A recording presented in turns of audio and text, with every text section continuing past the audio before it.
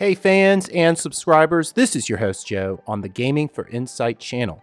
The channel is beginning a new segment on the FPS mode of the Lenovo Legion Go and what profiles you can create for your favorite games. This first video will focus on High on Knife, the DLC to High on Life. Let me first briefly show the setup that I am using for the Lenovo Legion Go in FPS mode.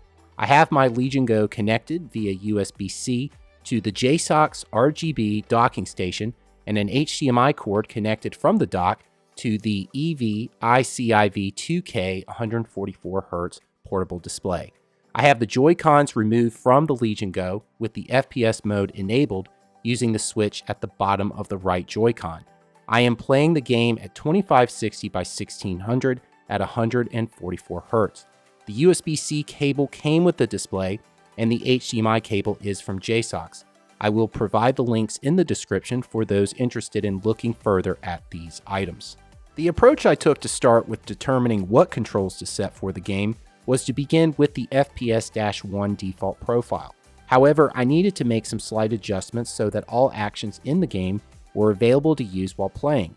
You can access the controller settings for FPS mode through the Legion console settings, locate the specific controller settings, and then select the preferred button mapping profile.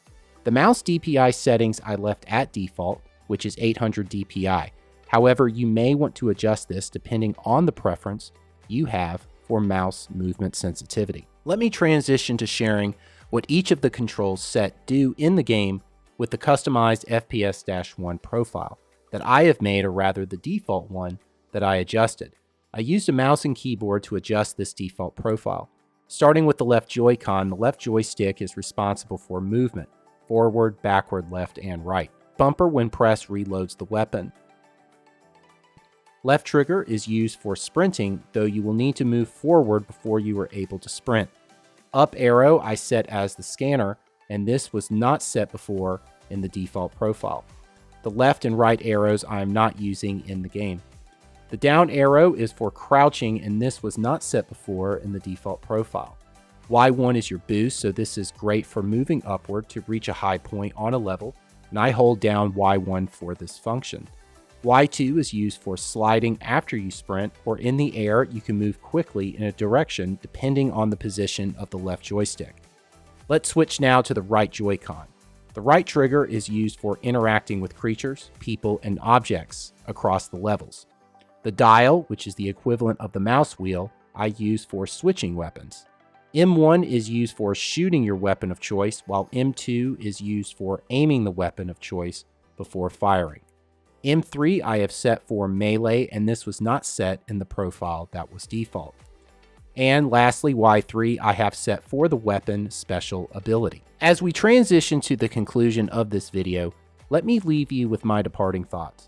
High on Knife is fun with FPS mode, once you graduate from the need to develop the muscle memory for using it with games.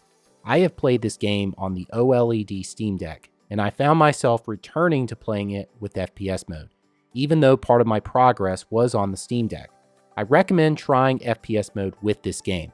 I will say the toggle for switching weapons is not optimal using what is the equivalent of the mouse wheel, but it is not problematic enough for me to not want to use it for that purpose, and I have had fun. As I mentioned at the beginning, this is the first video of a new segment for the channel, so I am especially looking forward to reading in the comments what your impressions are on a segment such as this, and if it is one that you would like to see more of in the future, of course, with a focus on a new favorite game for each new video. Also in the comments, feel welcome to share if you are using FPS mode, especially with this game, and even if you have a different FPS control layout for it. Are you going to use FPS mode with this game on the Lenovo Legion Go, or are you going to play it with the Joy-Cons attached to the handheld itself? I look forward to reading in the comments what you have to say. If you are looking for additional content on the Lenovo Legion Go, then make sure to subscribe and check out OKS Gamer, who has multiple videos on the Legion Go, including updates, results from his own tests, and his review. And make sure to subscribe and check out Windeck Tech, especially his review video for the Legion Go. Looking to engage further with the channel or others mentioned in the video? You don't have to go far. Gaming for Insight is one of the founders of Handhelds United, so come engage with me and other content creators, including Gamers Generation, OKS Gamer, and Windeck Tech. You can find the invite to the Discord channel in the video description. Feel welcome to use the invite and make sure to tag me in your post. Subscriptions to my channel and these other channels help engage us further with viewers like you.